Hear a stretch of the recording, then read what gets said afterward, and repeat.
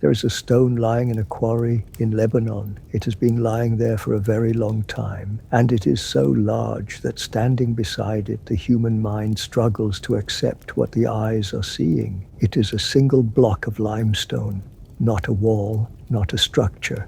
A single stone cut from the bedrock by human hands. It is roughly 20 meters long. It weighs, by careful estimate, somewhere around 1,000 tons. 1,000 tons, and it is not even the largest one.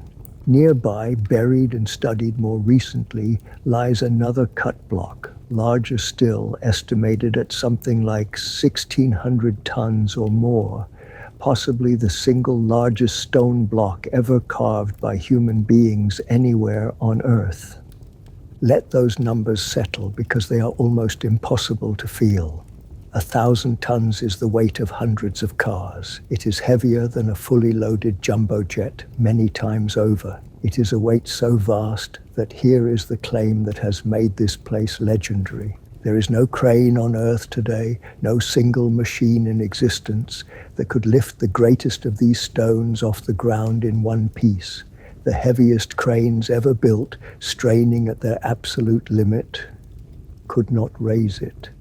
And yet, someone cut it, someone shaped it, and the ones that were finished, someone moved, because this stone in the quarry was never used. It was abandoned, left where it was carved, still attached to the bedrock at one end, frozen forever in the middle of a job that was never completed. But its brothers, other colossal stones, only slightly smaller, were finished. They were cut free, and they were moved somehow from this quarry and lifted somehow into place, high up in the wall of a great structure a short distance away. 3 of them, each weighing around 800 tons, sit together in that wall to this day, fitted so precisely that you can barely slide a knife between them, raised meters above the ground, in a feat of construction that we, with all our modern machines, would struggle to reproduce. The place is called Baalbek, and above those impossible stones a temple was built, a Roman temple, one of the largest and grandest the Roman world ever raised. But here is the mystery that has haunted this site for centuries, the question that will drive everything we explore tonight. The greatest stones, the colossal foundation, the 800-ton blocks of the Great Wall sit beneath the Roman temple, and no Roman record, no ancient text of any kind explains how they got there, or who cut them, or how they were moved and lifted into place. The Romans built a magnificent temple on top of a foundation of stone so vast that some have wondered whether the Romans built that foundation at all, or whether they found it already there and simply raised their temple upon it. So we are left with a genuine and staggering puzzle standing in the stone itself. Someone quarried blocks weighing up to 1,600 tons. Someone moved blocks weighing 800 tons and set them with precision into a wall.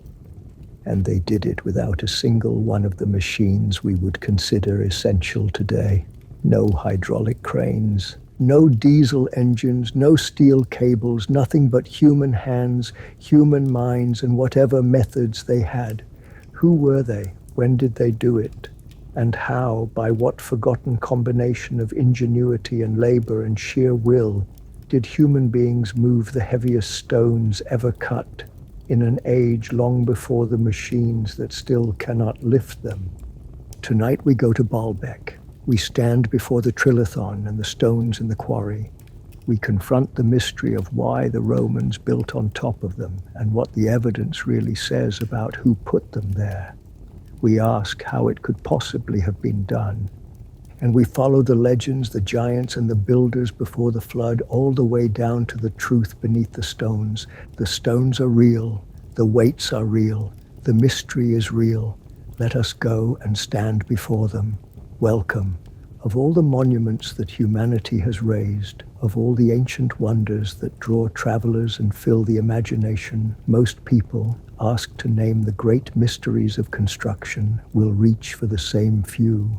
The pyramids of Egypt, Stonehenge, perhaps the Moai of Easter Island. These are the famous ones, the icons of the ancient and the inexplicable, and they are genuinely astonishing. But there is a site that by one crucial measure surpasses them all, and that most people have never even heard of.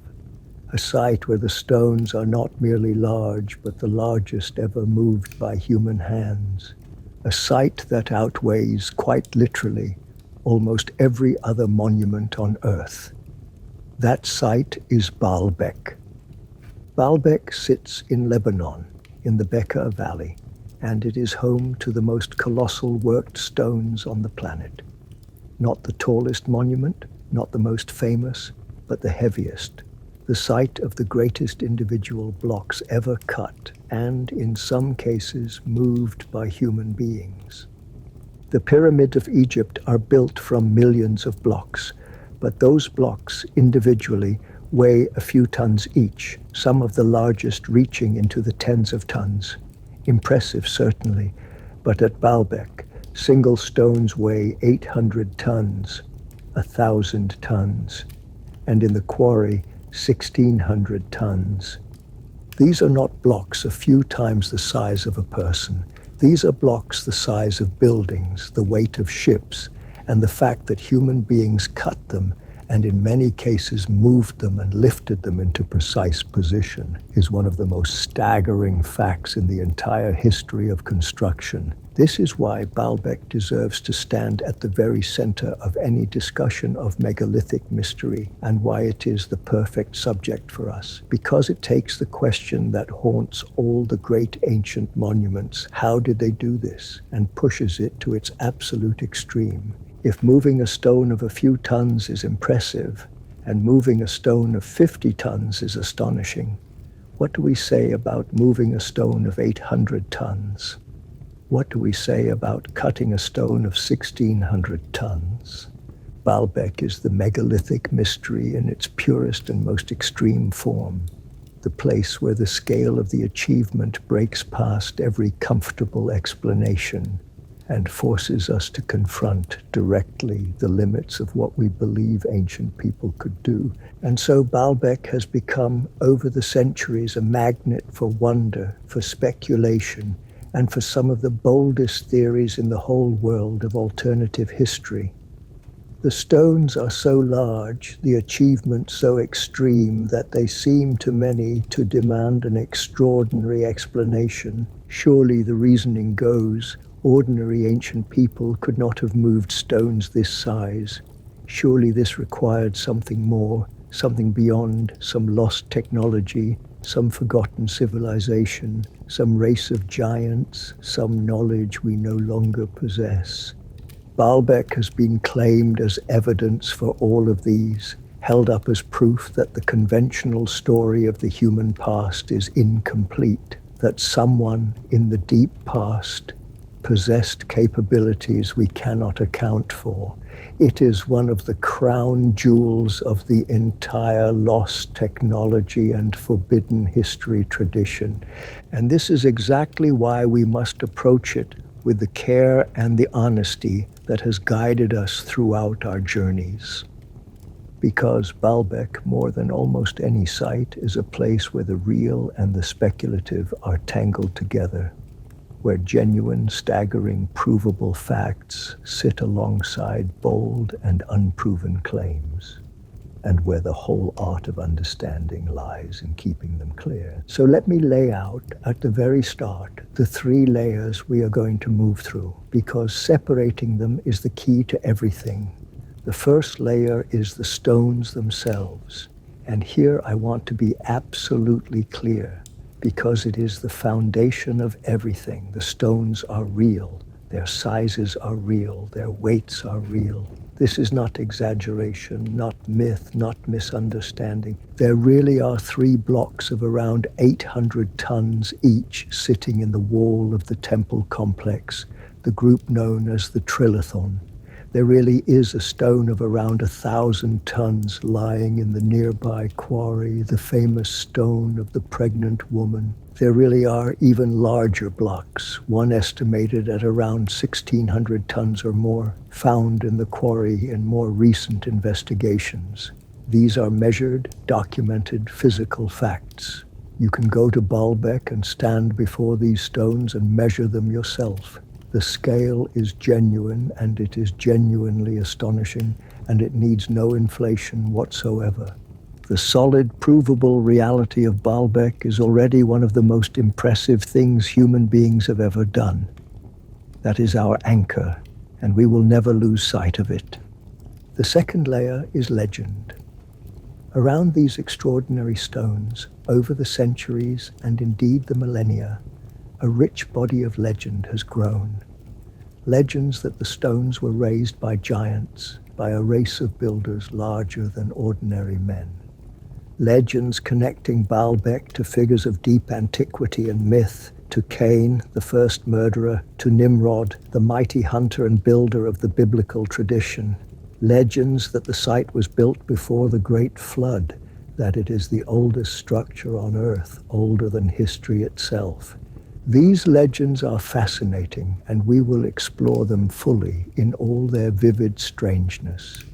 But they are legends, folklore and tradition, not documented history, and we will treat them as what they are, the response of the human imagination to something that overwhelmed it. The third layer is modern speculation.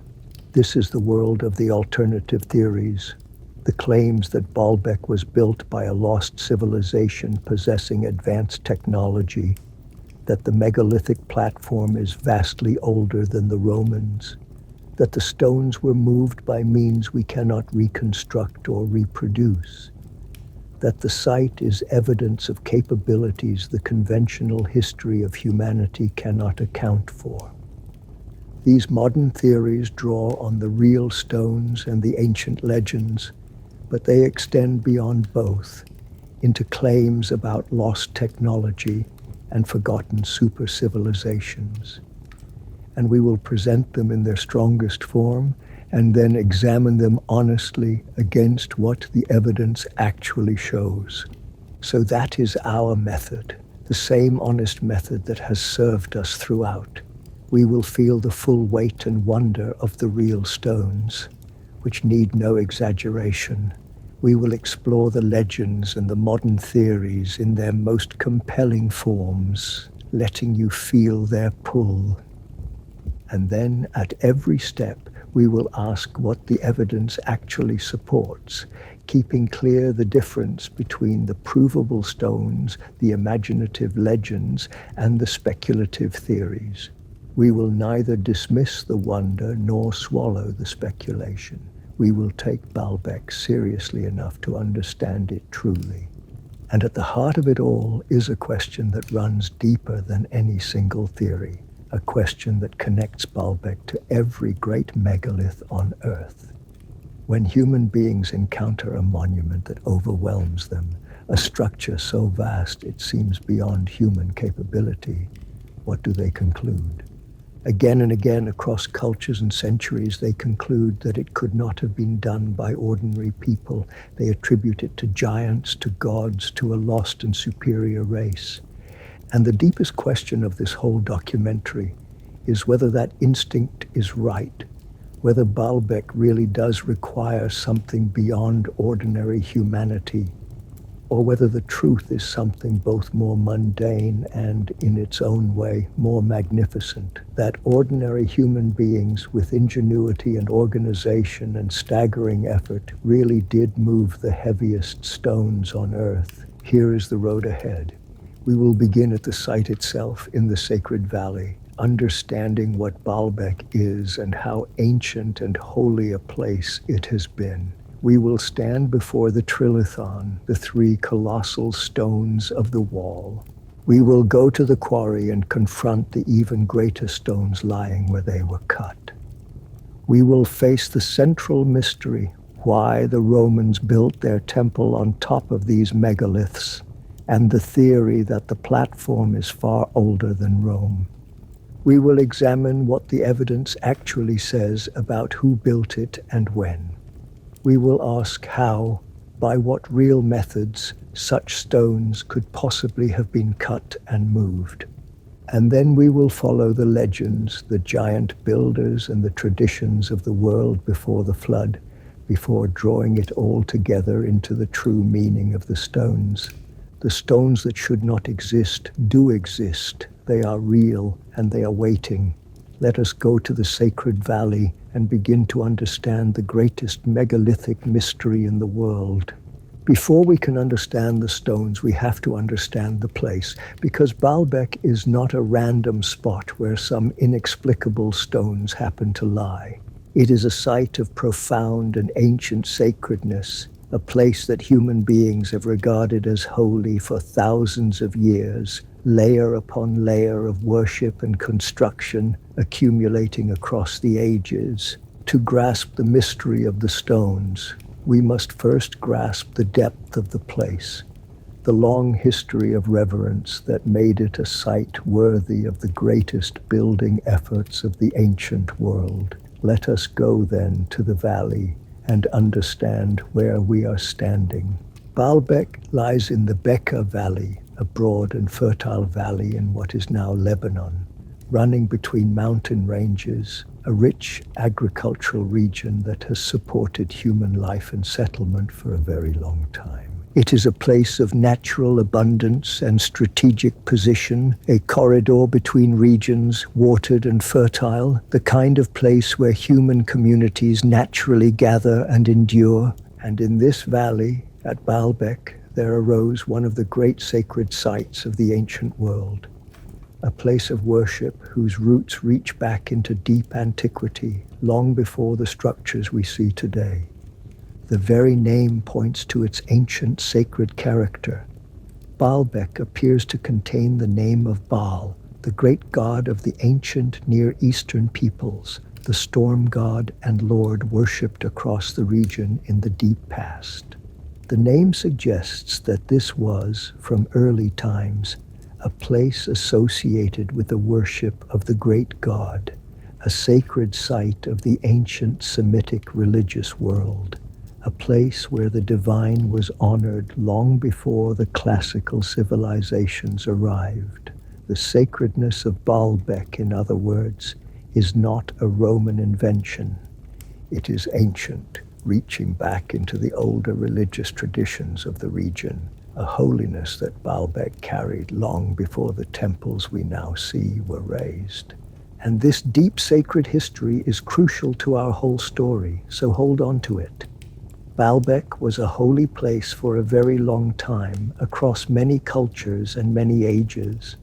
Different peoples, different civilizations worshipped here, each adding to the site, each honoring the sacredness they inherited. The place accumulated reverence across the centuries, a continuity of the sacred that made it one of the most important religious sites of its region and its era.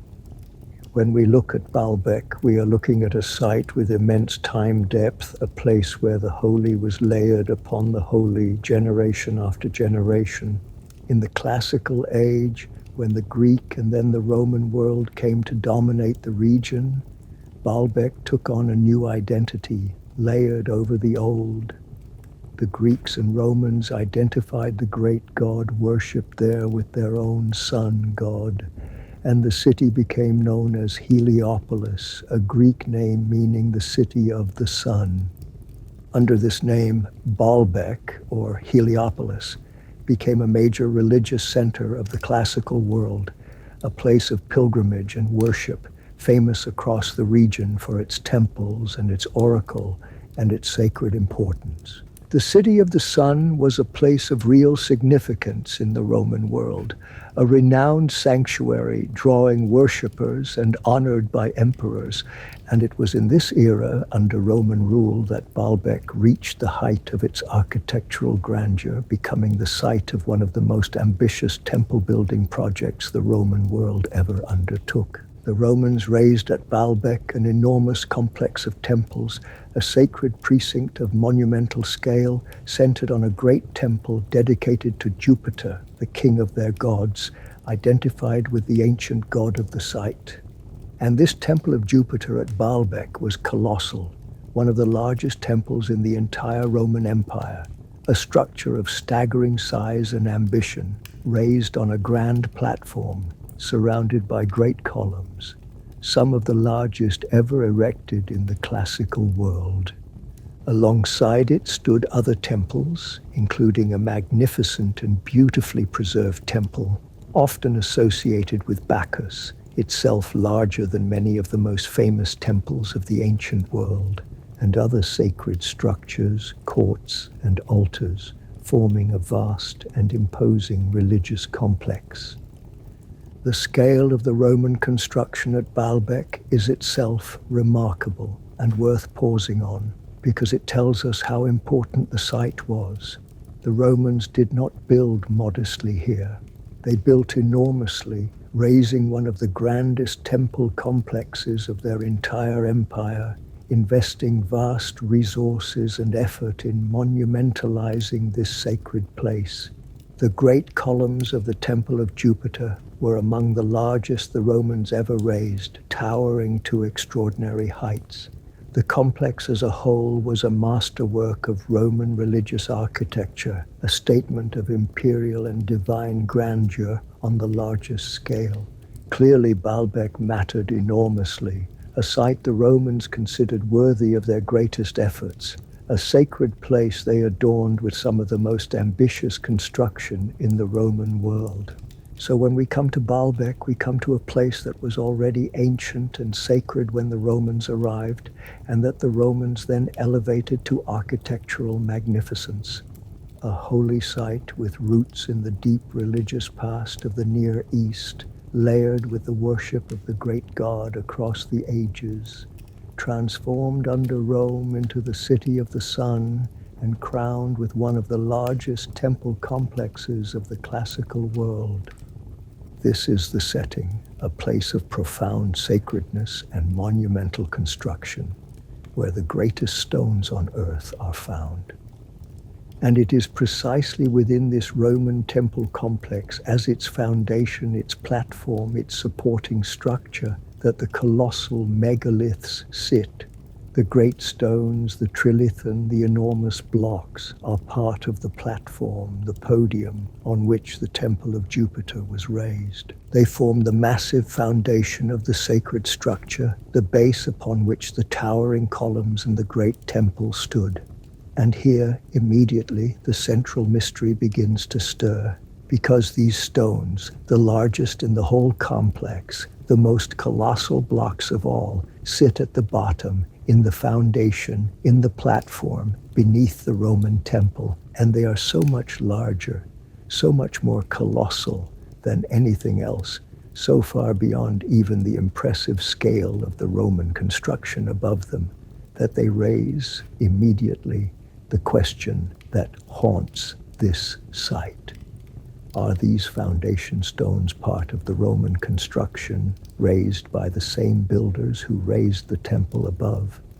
Or are they something else, something older, a pre-existing platform that the Romans found and built upon?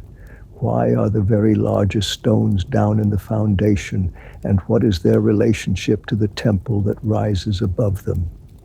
We will come to that mystery in its full force. But first, we have to see the stones themselves, to stand before them and feel their scale, because no explanation, no theory, no debate about their origins can mean anything until you have grasped viscerally just how colossal these stones truly are. Let us begin with the most famous of them, the three great blocks set together in the wall of the podium, the stones known as the Trilithon. Let us stand before the Trilithon and feel the weight of the impossible. Now we come to the stones. And here words begin to fail, because the scale of what we are about to describe is so far beyond ordinary human experience that the mind resists it, refuses at first to accept it. But these are not exaggerations. These are measured facts, and I am going to give them to you plainly, because the plain facts are more astonishing than any embellishment could be. Let us stand before the most famous stones of Baalbek, the three colossal blocks set together in the wall of the great platform, the stones known as the Trilithon. The word Trilithon means simply three stones, and that is what it is. Three individual blocks of stone set side by side in the western wall of the great podium, the platform that supported the temple of Jupiter. Three stones. But what stones? Each one of these three blocks is enormous, almost beyond comprehension. Each is roughly 19 or 20 meters in length. A single block of stone as long as a row of houses, longer than many buildings are wide. Each stands several meters high and several meters deep, a vast rectangular mass of solid limestone. And the weight of each of these three blocks is estimated at around 800 tons. 800 tons. Let us try, though it is almost impossible, to feel that number. A large adult elephant weighs perhaps 6 or 7 tons, so a single stone of the Trilithon weighs as much as roughly 100 elephants. A fully loaded large passenger jet, one of the biggest aircraft in the sky, weighs somewhat less than 400 tons at takeoff. So one stone of the Trilithon weighs as much as two of the largest jetliners combined, and there are three of these stones set together in one wall. The three blocks of the Trilithon together weigh something like 2,400 tons, nearly 2,500 tons of stone, in just three blocks raised into a single wall. And here is what deepens the wonder past the point of mere size. These three colossal blocks are not lying on the ground. They are not resting at the base of the wall, set directly on the earth, where they might have been rolled or dragged into place. They are up in the wall, raised above the ground, sitting atop other large stone blocks beneath them. The Trilithon rests on a course of stones that are themselves large, and the three 800-ton blocks were somehow lifted or raised or maneuvered up onto that course so that they sit elevated meters above the ground in the body of the wall. This is not just a matter of moving colossal stones across the ground, staggering as that alone would be. It is a matter of raising them, of getting 800-ton blocks up off the ground and into an elevated position in a wall with precision. That is a whole additional order of difficulty, and it is central to why the Trilithon is considered so astonishing. And there is more because the precision itself is remarkable. These are not roughly piled blocks, jammed together with gaps and rubble. The stones of the Trilithon are fitted together with extraordinary care, set side by side so closely, so precisely, that the joints between them are astonishingly tight.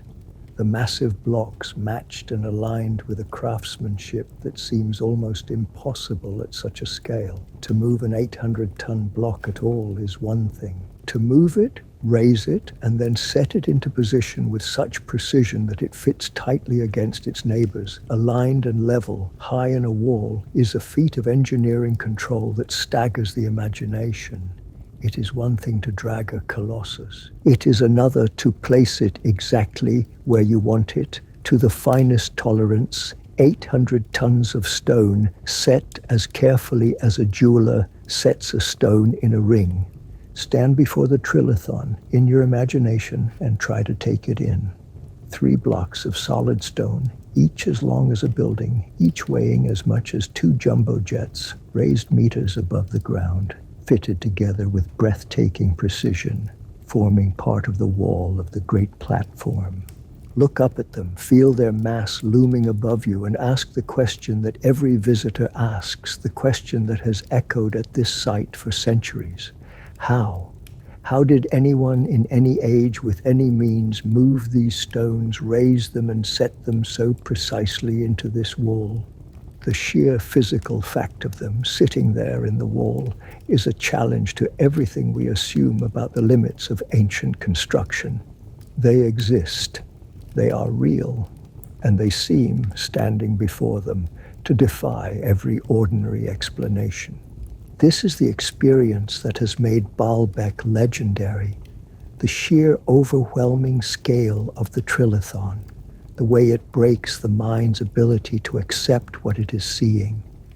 It is one thing to read the numbers, 800 tons, 20 meters, and quite another to stand before the reality, to feel the mass of these blocks, to crane your neck to see them raised above you, to run your eye along their impossible length. People who have stood before the Trilithon describe a kind of vertigo, a sense of the impossible made solid, a confrontation with something that should not be and yet is.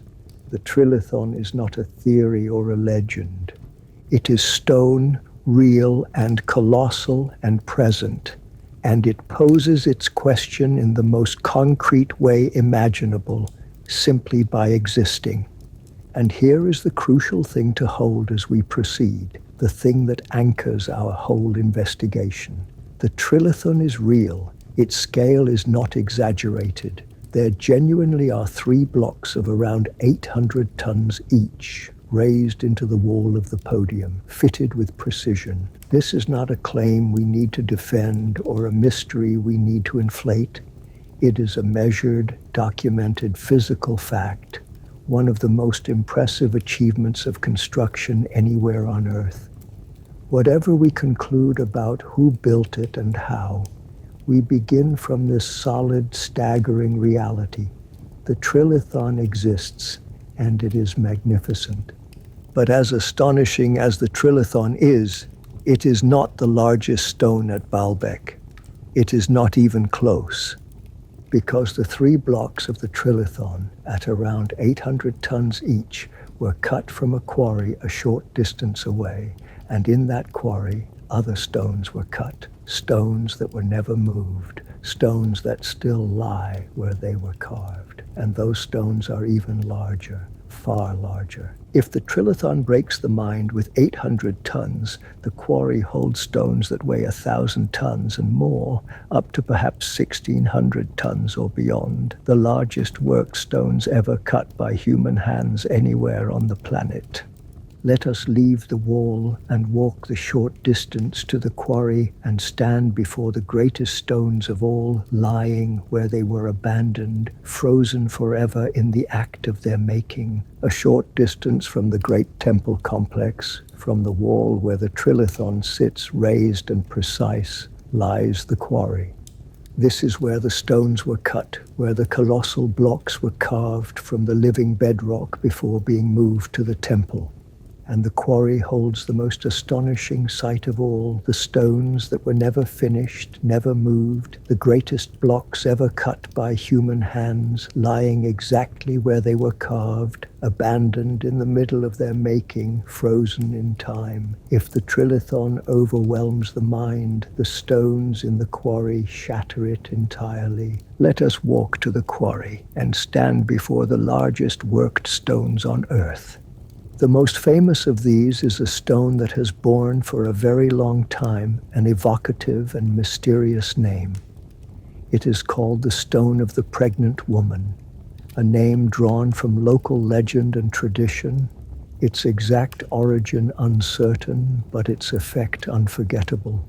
And this stone, the Stone of the Pregnant Woman, is a single block of limestone cut almost entirely free from the bedrock, lying at an angle in the quarry, partially raised at one end. It is larger than any single block of the Trilithon. It measures around 20 meters or more in length, a vast rectangular block, and its weight is estimated at around 1,000 tons. Roughly 1,000 tons in a single stone cut by human hands, lying in the quarry where it was carved. 1,000 tons. Even after the Trilithon, the number staggers. This single stone weighs more than any one of the 3 great blocks already raised into the temple wall. It weighs as much as, and more than, the largest jetliners many times over. It is a mass of solid stone so great that, as we noted at the very beginning, There is no crane in existence today that could lift it off the ground in one piece. And there it lies in the quarry, cut nearly free, shaped and finished along most of its length. A colossal block prepared for a journey it never took, abandoned before it could be moved. And here is what makes the stone of the pregnant woman so precious to our understanding, so revealing. It is unfinished. It is still partially attached to the bedrock, still lying in the quarry, caught in the very act of being made. And that means it is a window into the process, a frozen moment in the ancient work of quarrying these colossal stones. We can see how it was being cut, how it was being separated from the surrounding rock, how it was being shaped. We can see the marks of the work, the traces of the tools and methods used to carve it. The stone of the pregnant woman is not just a wonder of scale. It is a piece of evidence, a job left half done, preserving in stone the process by which these giants were made. We will return to what it reveals about method when we ask how such stones were cut and moved. But the stone of the pregnant woman, astonishing as it is not the end of the story. Because in more recent times, further investigation of the quarry at Baalbek revealed even greater stones, blocks larger still, lying in or near the same quarry, some of them buried, studied, and measured only relatively recently. And one of these blocks is estimated to weigh around 1,600 tons, or even more, by some assessments over 1,650 tons. This block, larger even than the stone of the pregnant woman, may be the single largest stone block ever carved by human beings anywhere on the face of the earth. 1,600 tons. Let that stand as the ultimate measure of Baalbek. A single stone, cut by human hands, weighing something like 1,600 tons, possibly the largest work stone on the planet, lying in the quarry where it was carved. This is the extreme, the outer limit, the point at which the scale of Baalbek surpasses every other megalithic achievement on Earth. No other site, as far as we know, holds a single worked stone this large. Baalbek stands alone at the summit of megalithic scale, the place where human beings cut the greatest stones ever carved. Now let me be careful and precise here, because precision is part of what makes this documentary trustworthy, and the numbers at Baalbek are sometimes confused or conflated in popular accounts. There are in and around the quarry more than one colossal stone, and they are distinct. There is the famous stone of the pregnant woman, at around 1,000 tons, long known, lying visible in the quarry.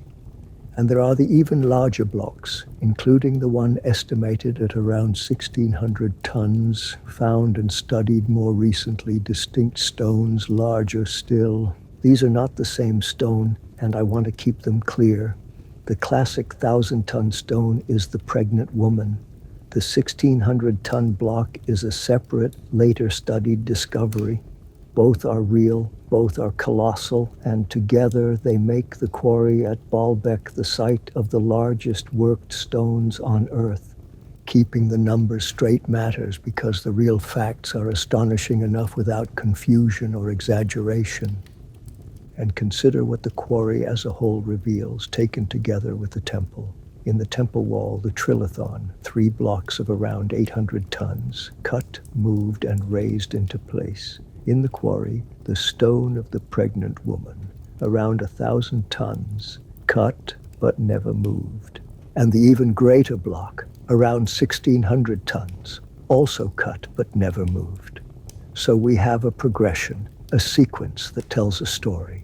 Stones of 800 tons that were successfully quarried, transported, and lifted into the wall. And stones of 1,000 and 1,600 tons that were quarried but abandoned, never moved from where they were cut. It is as if the builders were pushing the limits of what they could do succeeding with the 800-ton blocks of the Trilithon, and then attempting even larger stones, the 1,000-ton and 1,600-ton blocks which were cut but for reasons we can only guess never moved. Perhaps they proved too large even for the methods that had moved the Trilithon. Perhaps the project was abandoned before they could be transported. The quarry preserves this drama, the ambition and perhaps the limit of the whole colossal enterprise. Stand in the quarry, in your imagination, beside the stone of the pregnant woman. Feel its 1,000 tons of mass lying at its angle, cut nearly free, abandoned in the act of its making. Look toward the even greater block nearby, 1,600 tons of shaped stone, the largest ever carved. And then look toward the temple a short distance away, where the 800-ton blocks of the Trilithon were actually moved and raised. The quarry and the temple together pose the mystery in its fullest form. Someone cut these colossal stones. Someone moved and raised the 800-ton ones.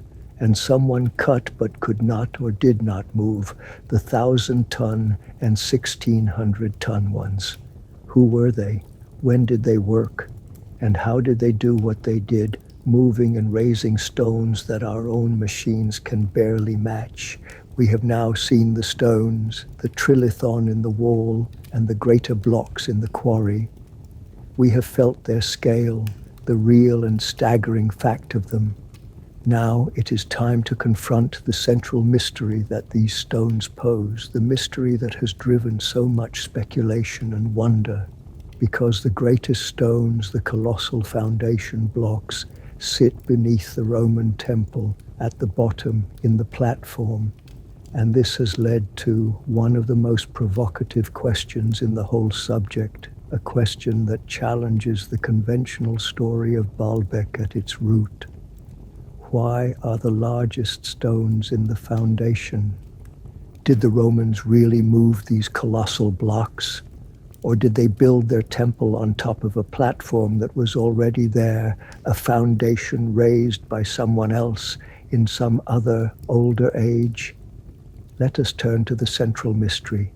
Why did the Romans build on top? We arrive now at the central mystery of Baalbek, the question that transforms the site from a merely astonishing feat of construction into a genuine enigma, and that has fueled some of the boldest theories in all of alternative history. It is a question that arises naturally, almost inevitably, the moment you truly grasp the arrangement of the stones.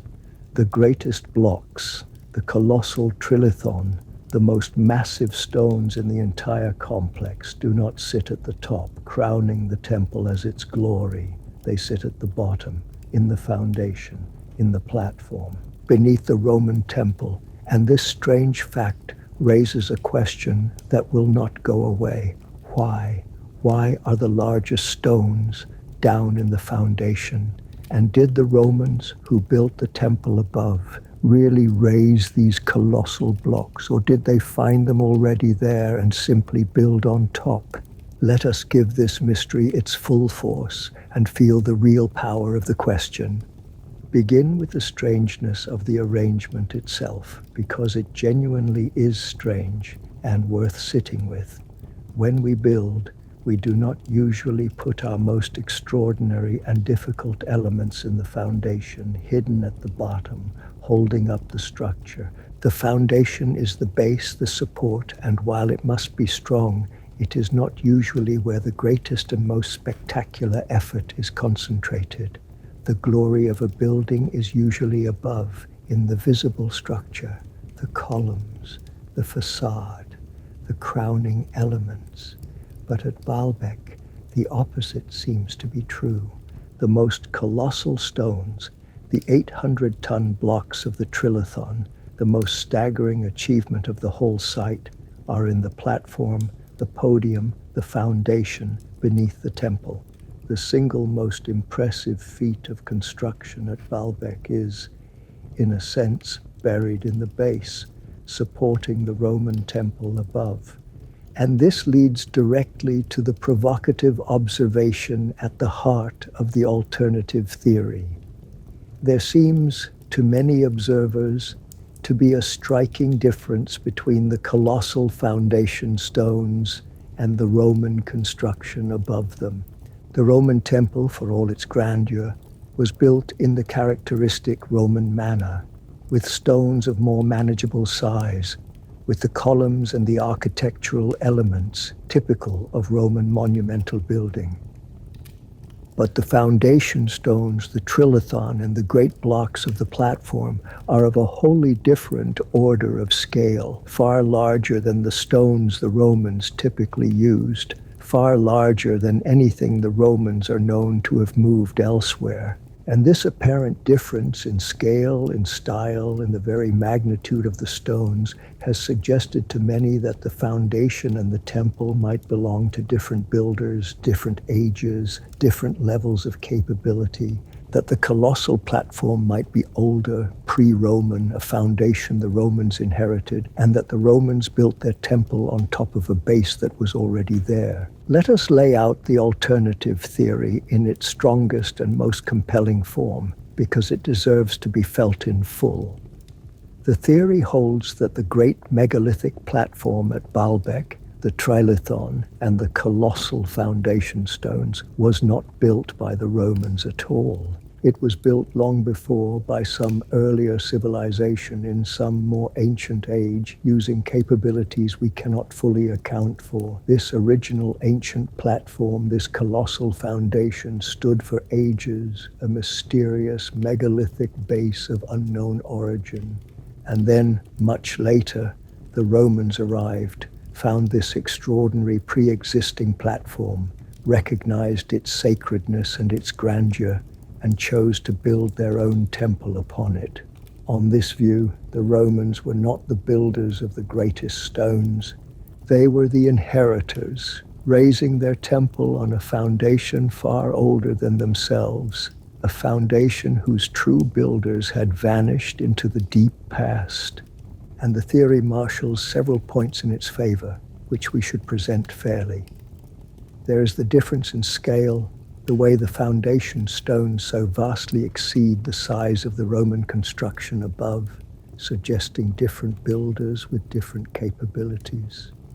There is the observation that the Romans, for all their engineering prowess, are not known to have moved stones of 800 tons anywhere else in their vast empire, raising the question of whether they really did so here. There is the placement of the greatest stones in the foundation, which might make more sense if they were a pre-existing platform that the Romans simply built upon, rather than a foundation the Romans themselves chose to construct at such staggering scale.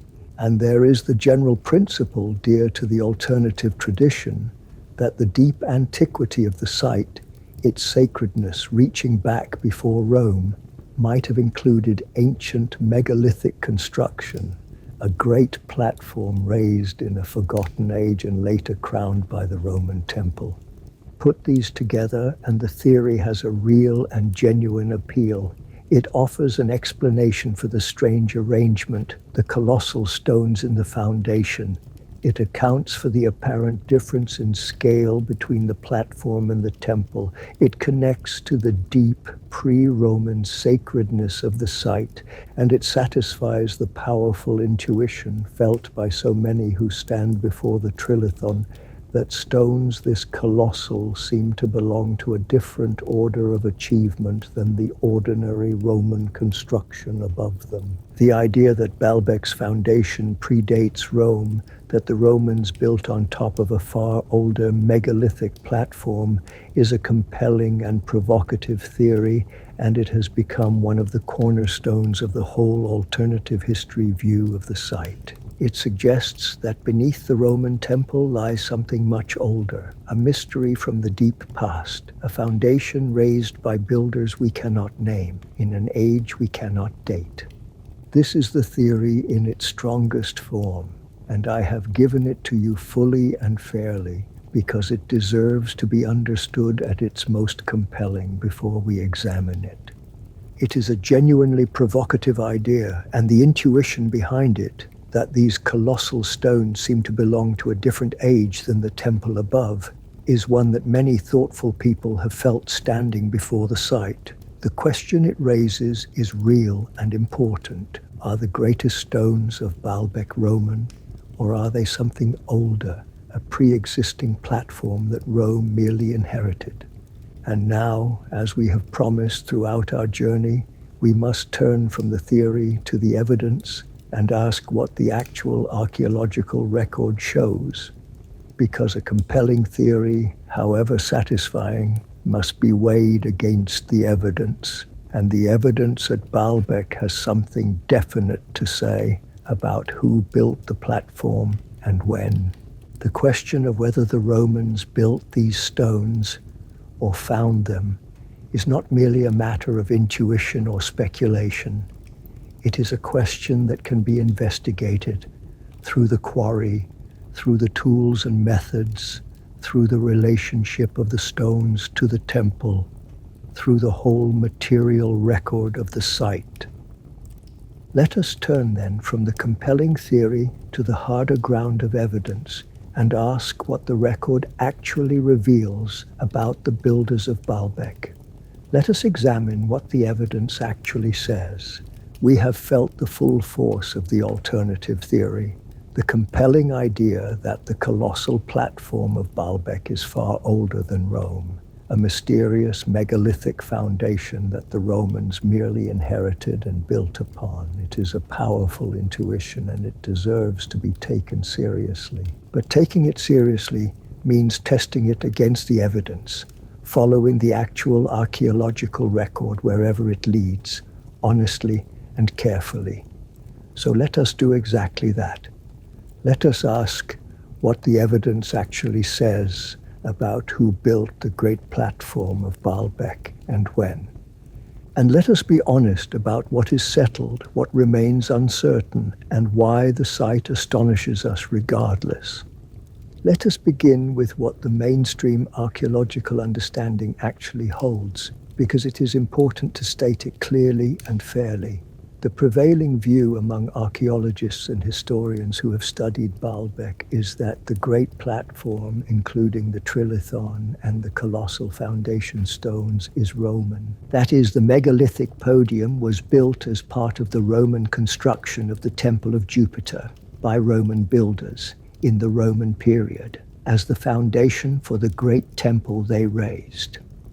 On this understanding, the colossal stones are not a mysterious pre-Roman platform, but part of the Roman building project itself, the enormous podium the Romans constructed to support and elevate their temple.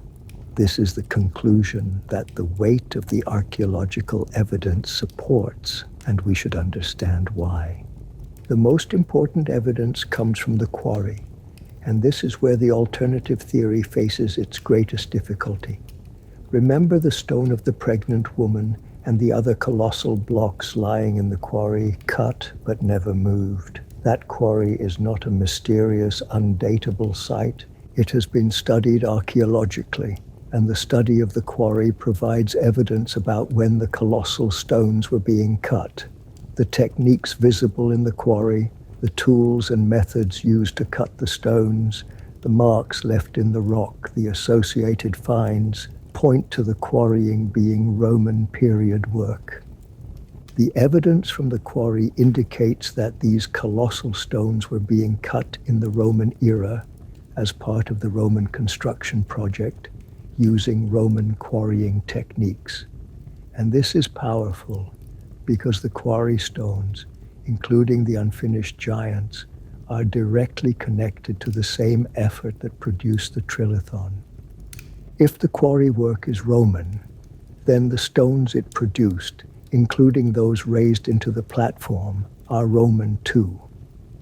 Consider what the unfinished stones tell us. The stone of the pregnant woman and the even larger blocks were cut but never moved, abandoned in the quarry. They represent the same building effort, the same quarrying operation that produced the 800-ton blocks of the Trilithon. The Trilithon stones and the abandoned quarry stones are part of a single continuous project.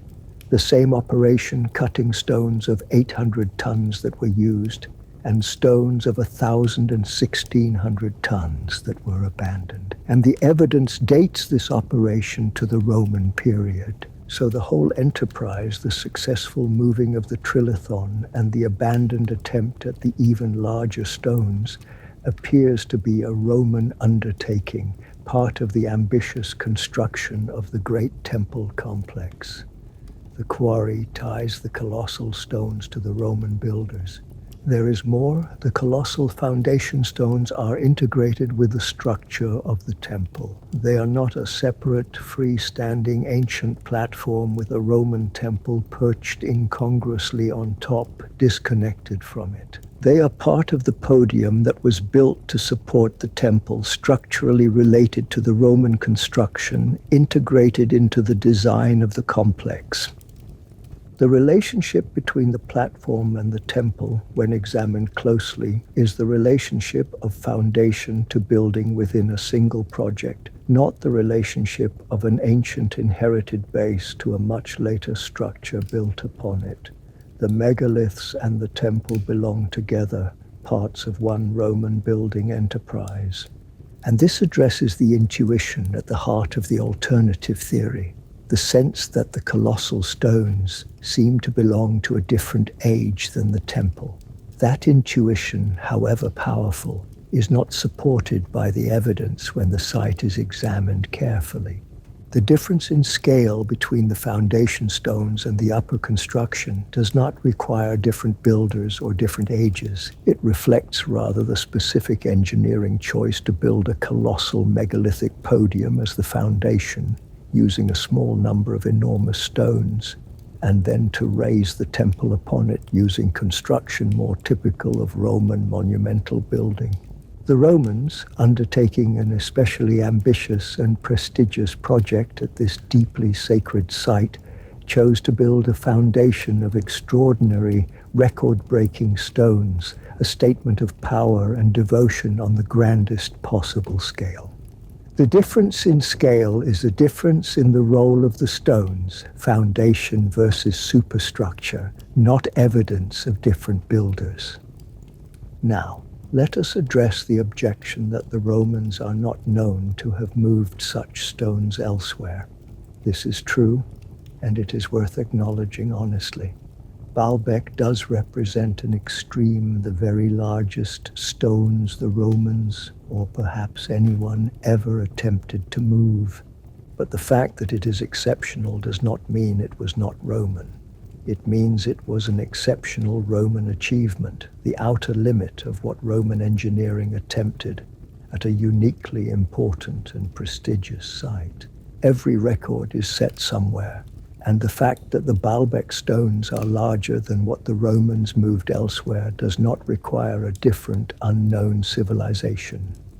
It requires only that Baalbek was the place where Roman ambition at this supremely sacred site pushed the moving of colossal stones to its absolute maximum, and in the case of the very largest quarry blocks, perhaps past the point of what could actually be accomplished, which is why those stones were abandoned. So the honest weight of the evidence supports the mainstream view. The colossal platform of Baalbek, including the Trilithon, is most likely Roman, part of the ambitious Roman construction of the great temple complex, cut from a quarry that shows Roman period work integrated into the structure of the temple, the product of Roman engineering pushed to its extreme at a site of supreme sacred importance. The compelling alternative theory that the platform is a pre-Roman megalithic foundation the Romans merely inherited is not supported by the archaeological evidence, which ties the colossal stones to the Roman building effort. But let us be equally honest about what remains genuinely uncertain, because intellectual honesty cuts both ways, and there are real open questions here. While the evidence points to Roman construction of the great platform, there are aspects of Baalbek that remain debated and incompletely understood.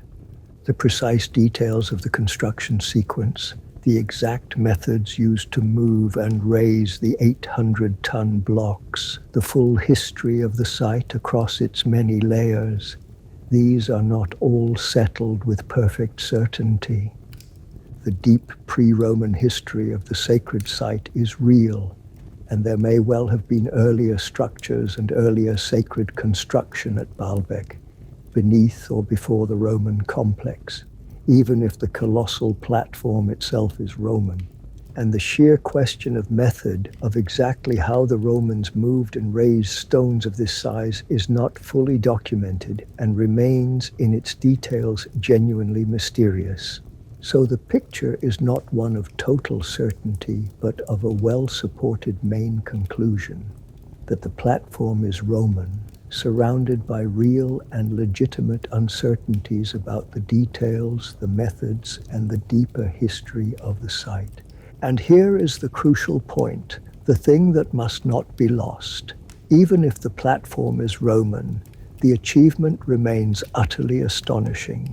Recognizing that the Romans built the Trilithon does not diminish the wonder in the slightest. It relocates it. The wonder is not that some unknown lost civilization with impossible technology raised these stones. The wonder is that human beings, the Romans, using the engineering and the organization and the labor of their age, without any of our modern machines, cut stones of 800 tons, moved them, raised them, and set them with precision into a wall. That is not less astonishing than the lost civilization theory. In a way, it is more astonishing because it is real, documented, and human.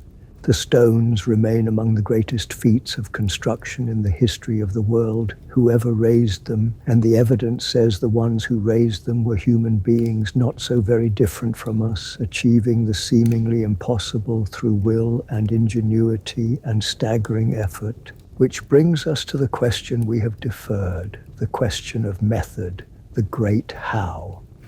If the Romans or any ancient people really did cut and move and raise these colossal stones, how did they do it?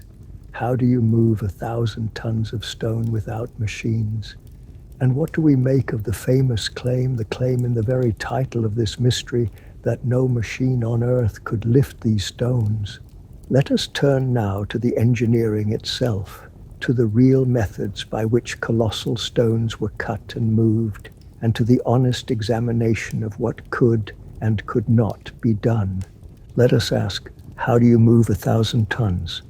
We come now to the question at the very heart of Baalbek, the question in the title of this mystery, the question that has driven more wonder and more speculation than any other. How? How do you cut a stone of 1,000 tons? How do you move a block of 800 tons and raise it and set it precisely into a wall? How could any people, ancient or modern, accomplish such a thing? And what do we make of the famous and haunting claim that no machine on earth today could lift these stones?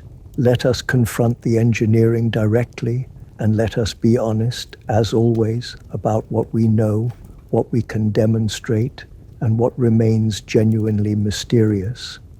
Let us begin with that famous claim because it is the hook of this whole subject, and it contains a crucial distinction that, once understood, transforms the entire question. The claim is often stated dramatically. No crane in existence could lift the great stones of Baalbek. And in a specific and limited sense, this claim is actually true. The very largest cranes ever built, the most powerful lifting machines in the world, would indeed struggle or fail to lift a single stone of 1,000 or 1,600 tons cleanly off the ground and hold it suspended in the air. In that narrow sense, it is genuinely true that no ordinary machine could simply pick up the largest Baalbek stones and lift them. But here is the crucial distinction, the one that the dramatic claim obscures, and it is essential. There is an enormous difference between lifting a stone vertically off the ground, holding its entire weight suspended in the air on a hook or a cable, and moving a stone along the ground, dragging it, sliding it, rolling it, levering it. These are completely different problems requiring completely different amounts of force. To lift a 1,000-ton stone straight up into the air, you must support its entire weight, all 1,000 tons, on your lifting mechanism at once. That is extraordinarily difficult, at the very limit of even modern machinery. But to move a 1,000-ton stone along the ground, you do not have to support its weight at all. The ground supports its weight. You only have to overcome the resistance to sliding or rolling, which, with the right techniques, rollers, sledges, lubrication, levers, is a small fraction of the total weight. Moving a colossal stone horizontally is vastly easier than lifting it vertically, and this distinction is everything. And here is the key fact. The ancient builders did not lift these stones vertically into the air. They did not need to. They moved them along the ground and raised them by other means, ramps, levers, embankments that never required supporting the full weight suspended in the air. The dramatic claim that no crane could lift the stones is true but misleading, because the stones were never lifted by a crane, never suspended in the air. They were moved and raised by methods that work with the weight of the stone resting on the ground or on a ramp, not hanging from a hook. So the impossibility vanishes as soon as you understand the distinction. It was never necessary to do the one thing that is genuinely near impossible, lifting the full weight into the air. The ancient methods avoided that problem entirely. So how, then, were the stones actually moved and raised? Let us walk through the real methods, the techniques that are genuinely demonstrated and understood, because they are ingenious and impressive, and they show how human beings really could accomplish these feats. First, cutting the stones. We have a wonderful window into this, as we noted, in the unfinished stones of the quarry, which preserve the process. The stones were cut from the bedrock using tools and techniques of the period, carving channels around the block, separating it from the surrounding rock, shaping it. The quarry stones, cut but not finished, show us this work in progress, the methods of separation and shaping visible in the rock.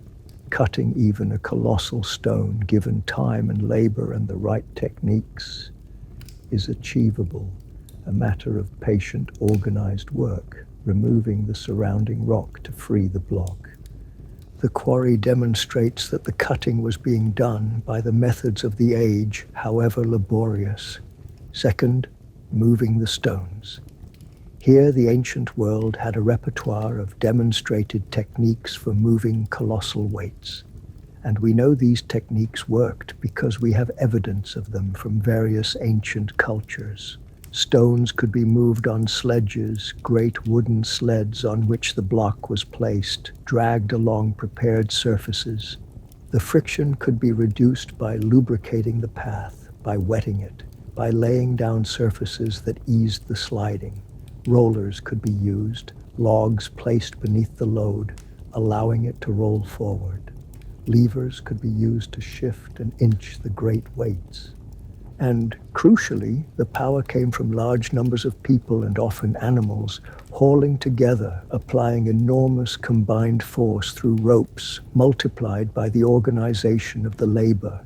With enough people, enough oxen, enough ropes, and the right techniques of sledges and rollers and lubricated paths, even colossal weights could be moved along the ground, slowly, laboriously, but successfully. This is not speculation. Various ancient cultures are known to have moved very large stones by such methods, and the principles are well understood. Third, raising the stones into position. This is perhaps the most impressive part, getting the 800-ton blocks of the Trilithon up off the ground and into their elevated position in the wall. And here, The key technique is the ramp, or the embankment. Rather than lifting the stone vertically, the builders could construct a great ramp or earthen embankment, a sloping surface up which the stone could be dragged using the same sledge and roller techniques until it reached the height required and then maneuvered into position. By building the ramp up to the level of the wall, the builders could move the stone horizontally along the ramp to the necessary height, never lifting its full weight into the air, but raising it by hauling it up a slope. Levers and other techniques could then be used for the final precise positioning. The ramp transforms the impossible problem of vertical lifting into the achievable problem of horizontal hauling up a slope. It is how colossal stones could be raised without cranes, and it is a technique the ancient world understood and used. Put these together, cutting by patient quarrying, moving by sledges and rollers and massed human and animal power, raising by ramps and embankments and levers, and you have a set of methods by which human beings, without any modern machines, really could cut, move, and raise stones of colossal size. It would have required enormous labor, vast numbers of workers, great organization, and much time. But it was achievable by the demonstrated techniques of the ancient world, applied at the largest possible scale. The methods are real, understood, and sufficient to explain in principle how the stones of Baalbek could have been moved and raised. But now let us be honest about what we do not know, because this is where the genuine mystery remains, and it is a real one. While we understand the general principles, the techniques of sledges and ramps and levers and massed labor, we do not have a complete, documented, step-by-step record of exactly how the Baalbek stones were moved and raised. No ancient text describes the process in detail. We do not have precise engineering documentation of the specific methods used at Baalbek, the exact ramps, the exact number of workers, the exact techniques applied to these particular colossal blocks. We know it could be done by the methods of the age, but we do not have a detailed account of exactly how it was done here. And with the very largest stones, the 1,000-ton and 1,600-ton blocks that were abandoned in the quarry, we face the real possibility that they were in fact too large even for these methods, which may be precisely why they were never moved. The abandoned stones may mark the outer limit, the point where even the demonstrated techniques reached their maximum and failed. So the honest picture is this. The famous claim that no machine could lift the stones is true but misleading, because the stones were moved and raised, not lifted vertically, and moving and raising colossal stones is achievable by demonstrated ancient methods, sledges, rollers, ramps, levers, and massed labor. There is no need for lost technology or impossible capabilities.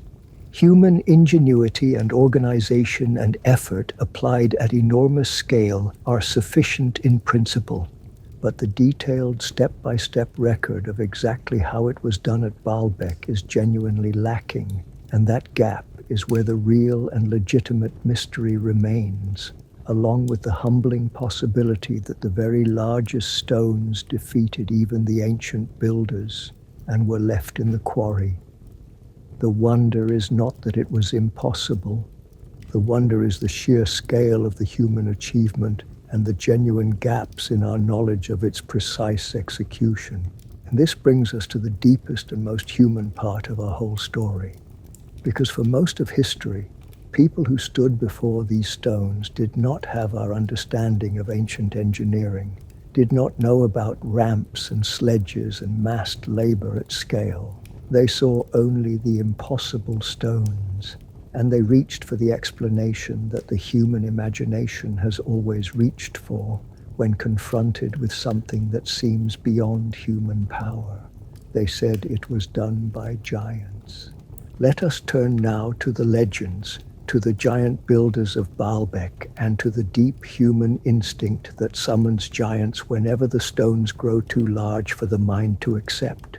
For most of human history, the people who stood before the stones of Baalbek did not have the tools we now have to understand them. They did not know about Roman quarrying techniques, about the physics of moving colossal weights, about ramps and sledges and the organization of massed labor. They knew only what their eyes told them, that there were stones here too vast for any ordinary explanation, stones that seemed beyond the power of human beings to move.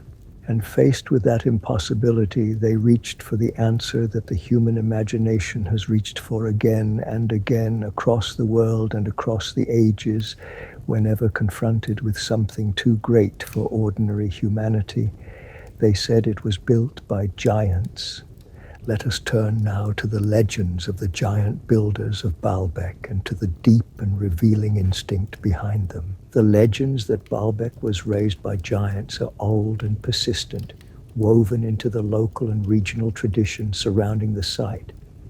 Confronted with the colossal stones, with the Trilithon and the great blocks, people concluded naturally that beings of more than human size and strength must have raised them. Only giants, the reasoning went, could have moved such stones.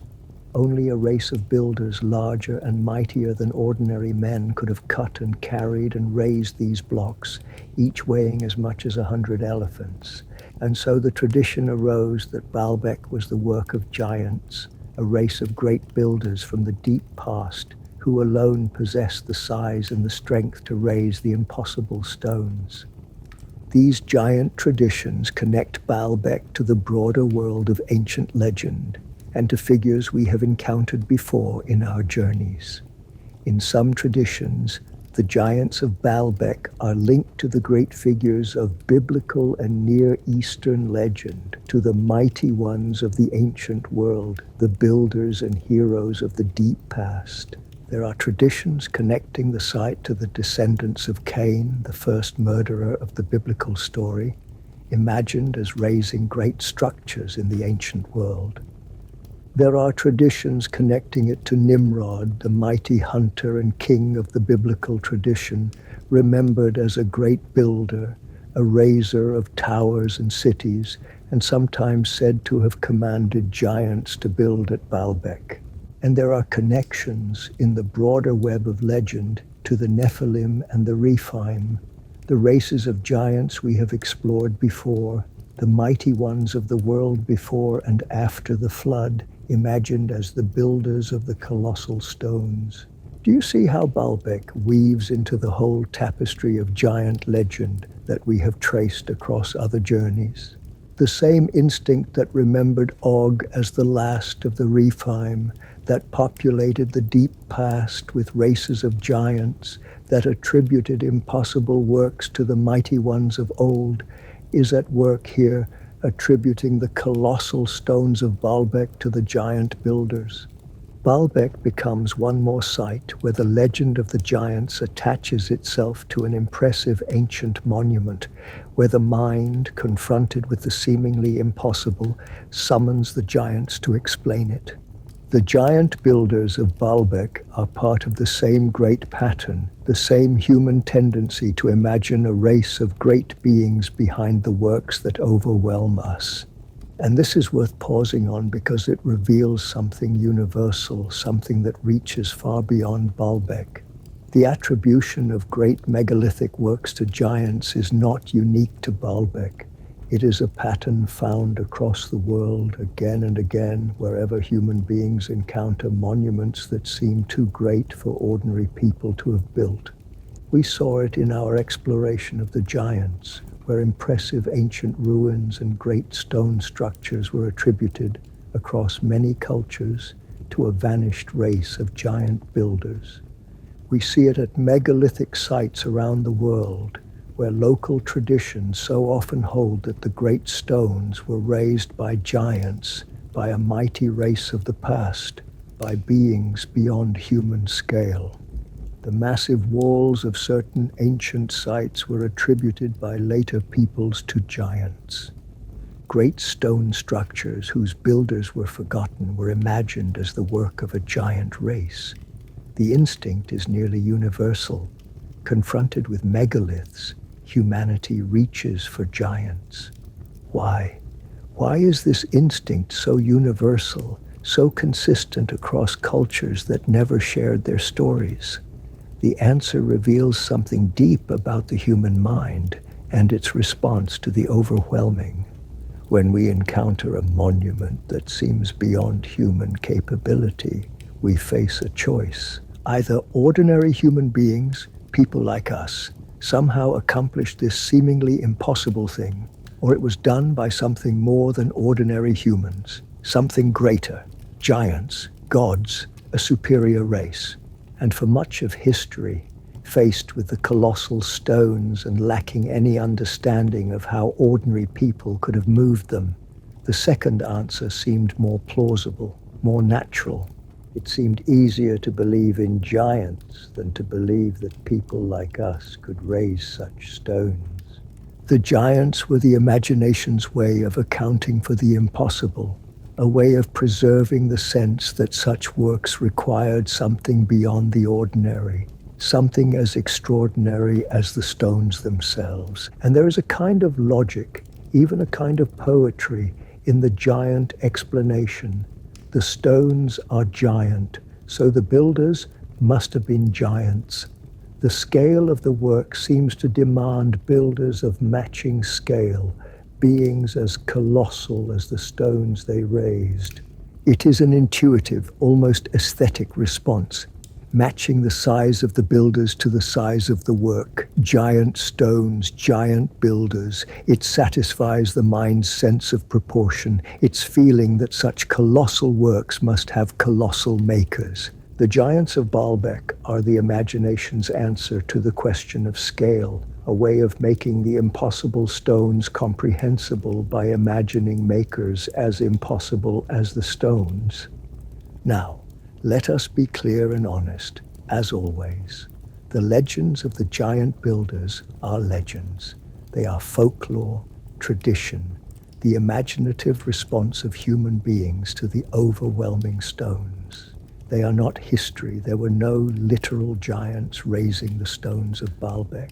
The stones, as we have seen, were most likely raised by the Romans, by ordinary human beings, using the demonstrated methods of their age, ramps and sledges and massed labor.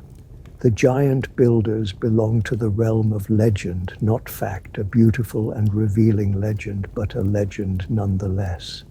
We honor the legend by understanding what it is, the human imagination reaching for giants to explain what overwhelmed it, not by mistaking it for the literal truth of who built the stones.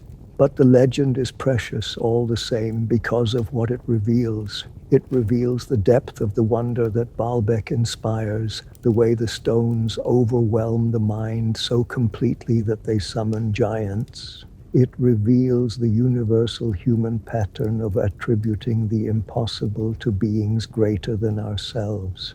And it reveals, by contrast, the true magnitude of the real achievement, because the fact that the stones seem to require giants tells us just how staggering it is that ordinary human beings actually raised them. The giant legend is a measure of the wonder, a testament to how far beyond the ordinary these stones seem, and thus a testament to the extraordinary reality of what human beings, without giants, actually accomplished. The legend of the giants, however, is not the only ancient tradition that reaches for something beyond ordinary history to explain Baalbek. There is another, deeper, even more evocative tradition, one that places the origin of the stones not just in the hands of giants, but in the world before the Great Flood, in the deepest and most mythic past imaginable. This is the tradition that Baalbek is older than history itself, that it was raised before the deluge that remade the world, that it is perhaps the oldest structure on Earth. Let us turn now to the tradition of the world before the flood, and to what it means to imagine Baalbek as older than the flood that drowned the world. There is a tradition about Baalbek that reaches even deeper than the giants, into the most ancient and mythic layer of the human past. It is the tradition that Baalbek was built before the Great Flood, that the colossal stones belong not merely to the deep past, but to the world before the deluge, the antediluvian world, the age before the waters came and remade the earth. It is a tradition that makes Baalbek not just old, but primordial, older than history, perhaps the oldest structure on the face of the earth. Let us explore this tradition in all its evocative power, and then, as always, weigh it honestly for what it is. The idea, in its essence, is that Baalbek predates the flood, that great catastrophe of the biblical and Near Eastern tradition, the deluge that God sent to drown the corrupted world. According to this tradition, the origins of Baalbek lie before that flood in the antediluvian age, the world of the first ages of humanity before the waters came. The colossal platform in this telling was raised in that primordial time by the builders of the world before the flood, and it survived the deluge, enduring through the drowning of the world, a relic of the age before, standing still when the waters receded. Baalbek, on this view, is a survivor of the antediluvian world, one of the few structures to have endured from before the flood, a monument older than the remade world itself. And the tradition weaves in the great figures of that primordial age, connecting Baalbek to the deepest legends of the human past. There are traditions connecting the founding of Baalbek to the age of Cain, the first murderer, imagined as building in the antediluvian world. There are traditions connecting it to the generations before the flood, to the mighty ones of that first age. And there are traditions that after the flood, the site was rebuilt or raised again, sometimes by Nimrod, the mighty king and builder of the post-diluvian world, sometimes with the aid of giants, the great builders sent to raise the colossal stones once more. In these traditions, Baalbek spans the great catastrophe originating before the flood, enduring or being rebuilt after it, connected to the first builders of the world and the giants who came before and after the deluge. It becomes a monument woven into the whole mythic history of the beginning of the world. Feel the power of this tradition because it is genuinely evocative, one of the most powerful ideas in the whole subject. To stand before the stones of Baalbek and to imagine that they are older than the flood, older than history, relics of the first world, raised by the builders of the age before the deluge, is to feel a vertigo of deep time, a sense of touching something primordial, something that has endured from the very beginning. The tradition of the antediluvian Baalbek gives the stones an aura of ultimate antiquity, making them not just ancient but primordial, survivors of the world that was drowned, witnesses to the deepest and most mythic past. It is a haunting and beautiful idea, and it is easy to see why it has attached itself to these overwhelming stones. And notice how this tradition connects to the deep patterns we have traced across our journeys, for it is the same instinct at work. The idea of a great and impressive thing surviving from before the flood, carried across the deluge from the old world to the new, is exactly the pattern we saw in the legend of Og, the giant who survived the flood by clinging to the ark, and in the traditions of antediluvian knowledge and structures preserved across the great catastrophe. The human imagination, confronted with something that seems impossibly ancient and impossibly great, reaches for the flood, that great dividing line between the primordial world and the present one, and imagines the great thing as a survivor from before, a relic of the drowned world. Baalbek, in this tradition, joins Og and the antediluvian legends as one more thing imagined to have crossed the flood, to have endured from the world before.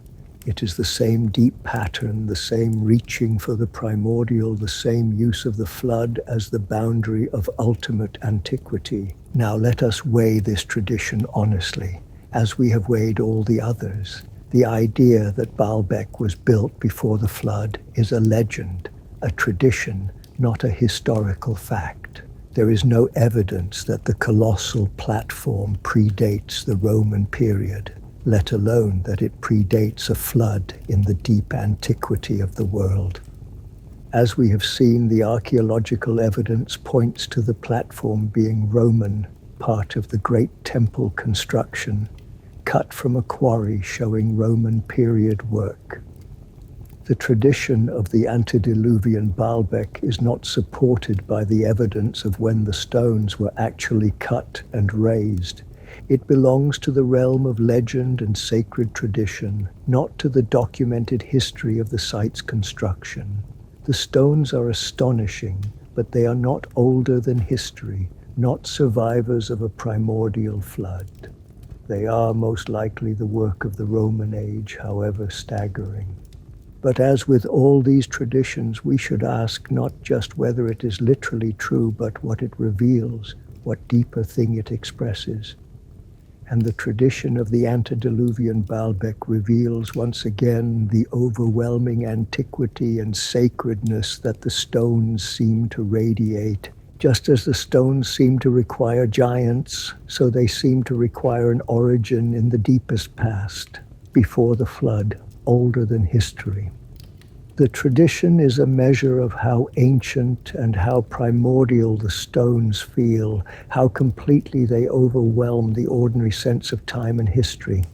It expresses the profound truth that Baalbek is a deeply, genuinely ancient and sacred site, even if not literally antediluvian, a place whose sacredness reaches back into deep antiquity, whose stones feel primordial, whose presence evokes the deepest past.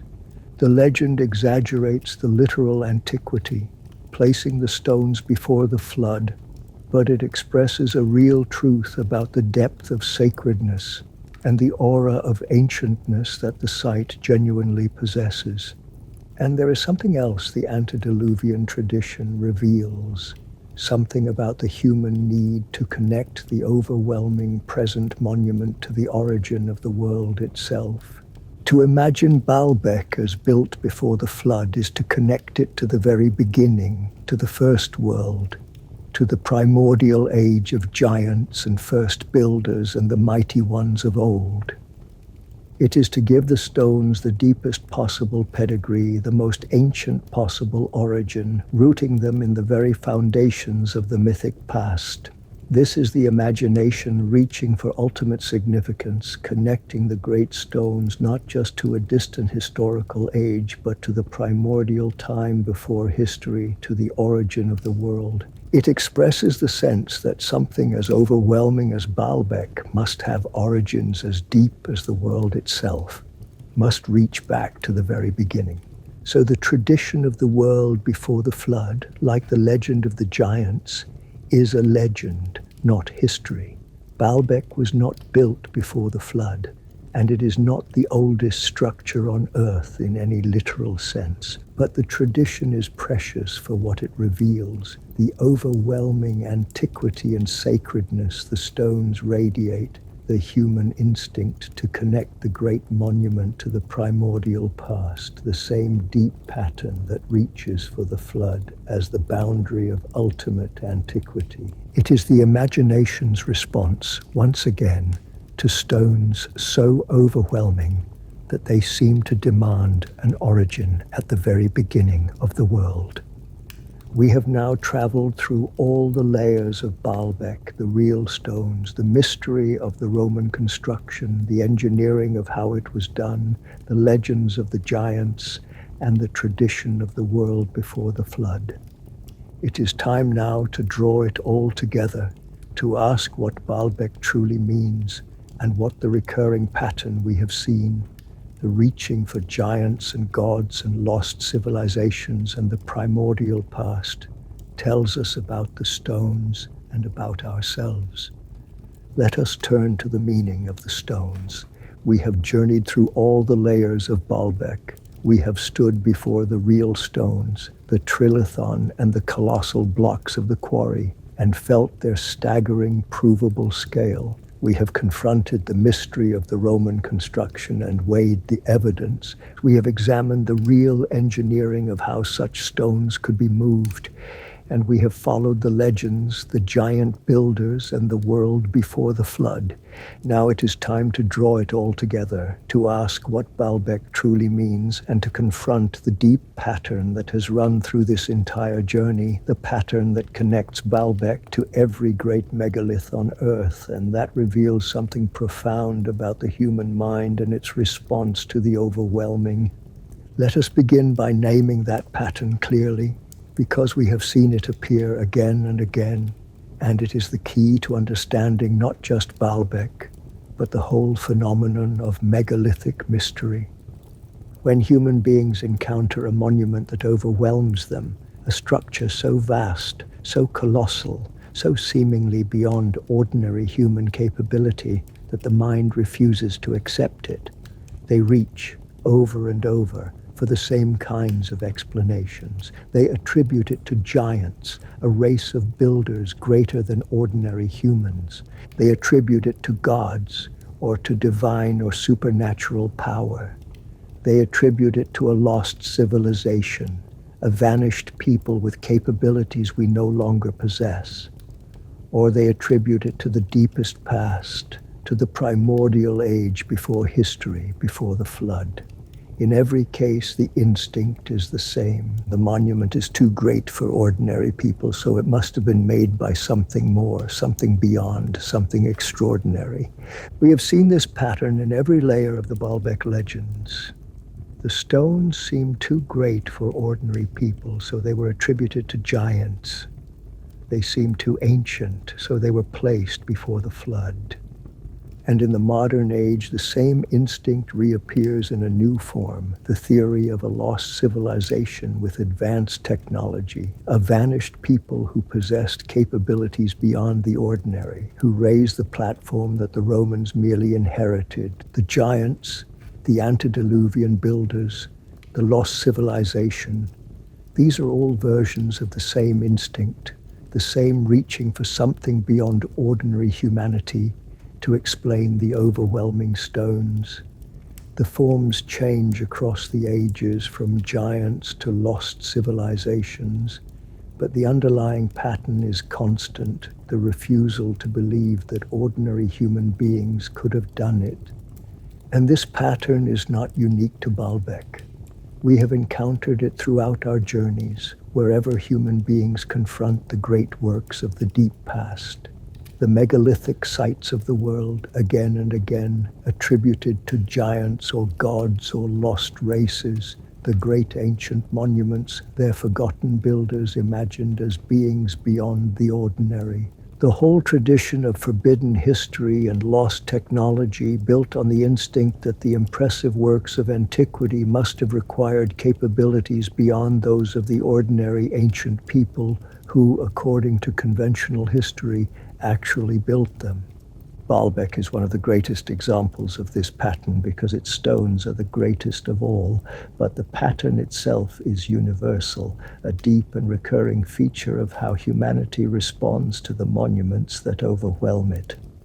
Now, here is the crucial question, the question at the heart of this entire subject.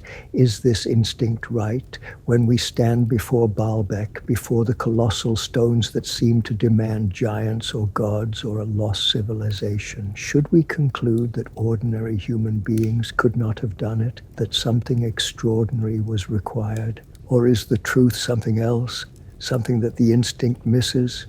And the answer, the honest answer that the evidence supports, is that the instinct is wrong, and that the truth it misses is more remarkable than the instinct itself.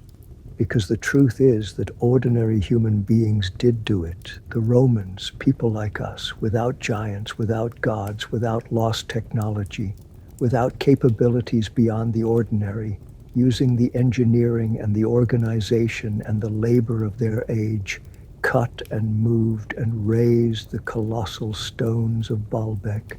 The stones that seemed to demand giants were raised by human beings. The platform that seemed to require a lost civilization was built by the Romans. The instinct to reach for something beyond ordinary humanity, however natural, however universal, leads us away from the true and more astonishing answer, which is that ordinary humanity, at the full stretch of its capability, achieved the seemingly impossible. And this is why the human answer is both more mundane and more magnificent than the legendary ones. It is more mundane in that it requires no giants, no gods, no lost civilizations, no advanced technology, nothing beyond the known capabilities of the ancient world. It is human beings with ramps and sledges and levers and massed labor organized and directed at enormous scale. There is nothing supernatural, nothing beyond, nothing that breaks the ordinary rules. In that sense, it is the deflationary answer, the one that dissolves the mystery of the impossible. But it is also, at the same time, far more magnificent than any legend, and this is the deepest truth of Baalbek. Because think about what it means that ordinary human beings did this. It means that people like us, with no machines, with only their hands and their minds and their tools and their capacity to organize and cooperate, cut stones weighing 1,000 tons, moved stones weighing 800 tons, and raised them with precision into a wall. It means that human ingenuity, human organization, human effort, human will are capable of achievements so great that they look to later eyes like the work of giants or gods. The magnificence is not diminished by being human, it is magnified. The stones are a monument not to giants, but to human capability, to what our species can accomplish when it brings its ingenuity and its organized effort to bear on a task, even a task that seems impossible. There's a kind of injustice, when you think about it, in the instinct to attribute these works to giants or gods or lost civilizations, because that instinct takes the achievement away from the human beings who actually accomplished it and gives it to imaginary others. It says, in effect, that ordinary people could not have done this, that it required something more. And in doing so, it diminishes the real and extraordinary achievement of the actual human builders, the quarrymen and the engineers and the laborers who really did cut and move and raise these stones. To attribute Baalbek to giants is to rob the real builders of their glory, to deny the astonishing thing that human beings actually did. The honest answer that people did it restores that glory, gives the achievement back to humanity, and recognizes the true magnitude of what our species accomplished. So the meaning of the stones, the deepest meaning, is a truth about human capability. Baalbek stands as one of the greatest monuments to what human beings can do, a testament to the power of human ingenuity and organization and effort pushed to its very limit. The stones that seem to require giants are proof of what ordinary humanity can achieve. The platform that seemed to demand a lost civilization is a monument to the capability of a known one.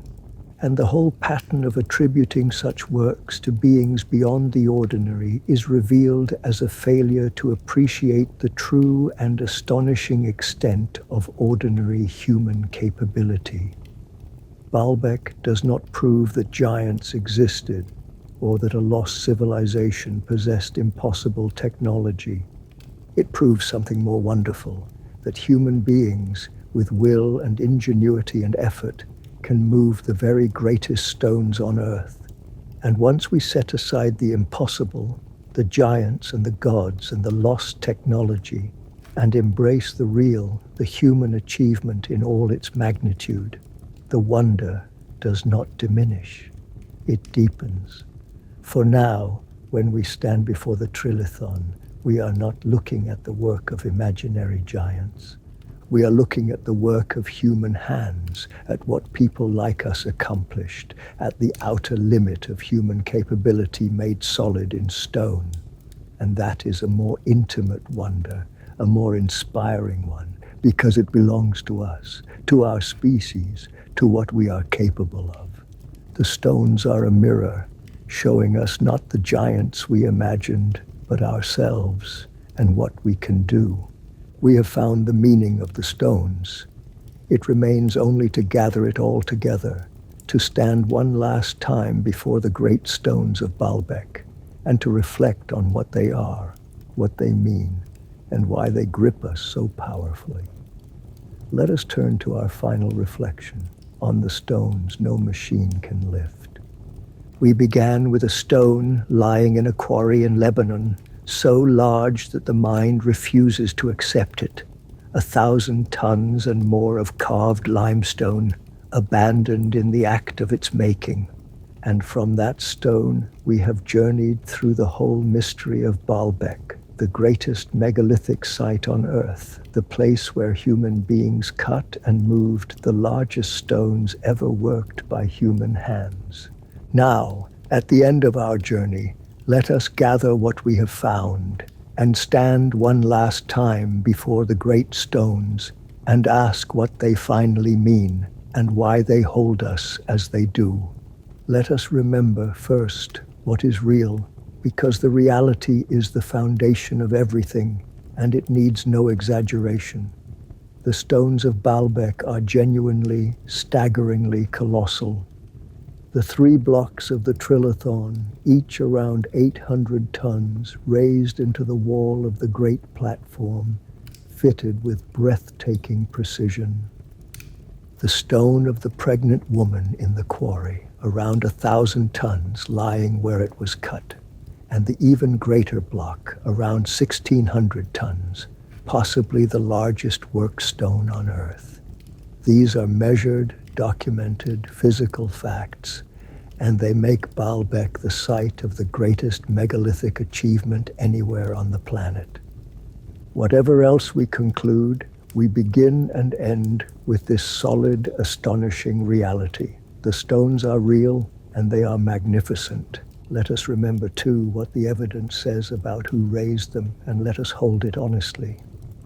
The weight of the archaeological evidence points to the great platform being Roman, part of the ambitious construction of the Temple of Jupiter, cut from a quarry showing Roman period work, integrated into the structure of the temple, the product of Roman engineering, pushed to its absolute limit at a supremely sacred site. The compelling theory that the platform is a pre-Roman megalithic foundation inherited by the Romans is not supported by the evidence, however powerful the intuition behind it.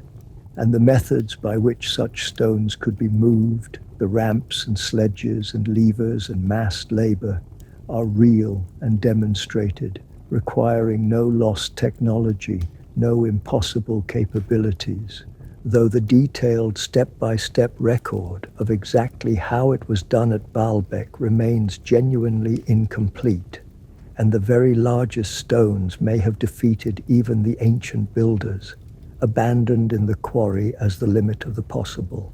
And let us remember what we do not know, because the honesty of uncertainty is part of the wonder. We do not have a complete account of exactly how the stones were moved and raised. We do not know every detail of the site's deep history, its layers of sacredness reaching back before Rome. The precise methods, the exact sequence, the full story remain, in their details, genuinely mysterious. Baalbek is not a solved puzzle with every question answered. It is a site where a well-supported main conclusion that the platform is Roman is surrounded by real and legitimate uncertainties, and where the sheer scale of the achievement continues to astonish whoever raised the stones and however they did it. Now let us reflect on the deepest thing we have found, the meaning of the stones, because it is a truth worth carrying away. We saw that across the ages, human beings confronting these overwhelming stones reached again and again for explanations beyond ordinary humanity, giants, gods, the world before the flood, and, in the modern age, lost civilizations and impossible technology. And we saw that this instinct, however natural, however universal, leads away from the truth, and that the truth is more remarkable than any legend. Ordinary human beings raised these stones, people like us, without machines, with only their hands and minds and tools and their power to organize and cooperate, cut and moved and raised the greatest stones on earth. And that human achievement is not less wonderful than the legends. It is more wonderful because it is real and because it belongs to us. This is the gift that Baalbek offers once we set aside the impossible and embrace the real. It shows us what human beings are capable of. It shows us that our species, at the full stretch of its ingenuity and effort and will, can accomplish things so great that they look to later eyes like the work of giants or gods. The stones that seem to demand a race of giants are a monument to human capability.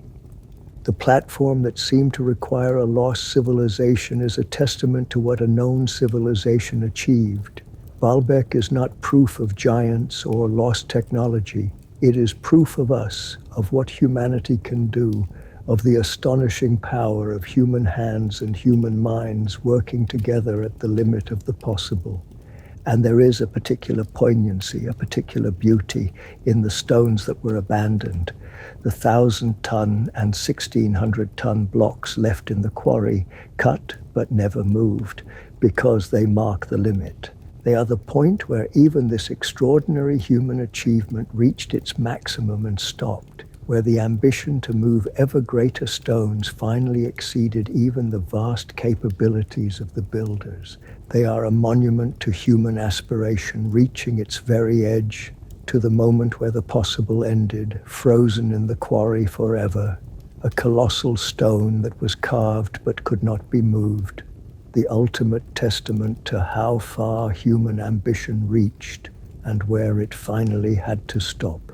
There is something deeply human in that abandoned stone, in the ambition that cut it and the limit that left it lying there, a perfect emblem of the reach and the boundary of what our species attempted. So when we stand before the Trilithon, in the end, what are we really looking at? We are looking at one of the greatest achievements of human construction in the history of the world. We are looking at the outer limit of what human beings without machines could accomplish, made solid and permanent in stone. We are looking at a monument to human ingenuity, human organization, human effort, human will, pushed to its very edge. And we are looking, if we see clearly, at a mirror in which we glimpse not the giants we imagined, but ourselves, our own species, and the astonishing extent of what we can do. The stones no machine can lift were lifted by human beings, and that is the true wonder of Baalbek.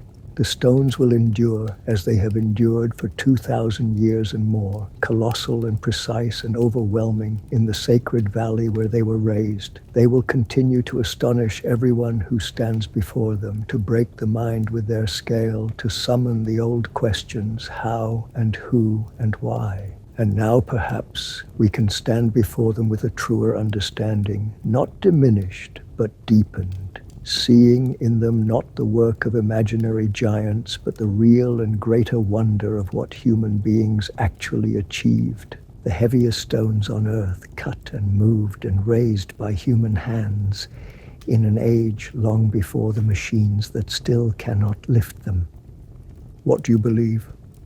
When you stand before stones of 800 tons, raised with precision into a wall, and stones of 1,600 tons lying carved in a quarry. Do you see the work of human hands, the astonishing reach of human capability at its very limit?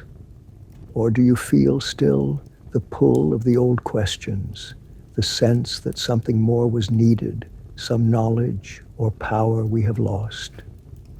Does the evidence satisfy you that ordinary people raised these stones? Or does the mystery for you remain genuinely open? Tell us in the comments. This is a wonder we will never tire of standing before. If this journey to Baalbek, to the greatest stones on earth, changed the way you see the monuments of the ancient world and the astonishing capability of the human beings who raised them, leave a like and subscribe to the channel for more journeys into the mysteries that human hands have left upon the earth.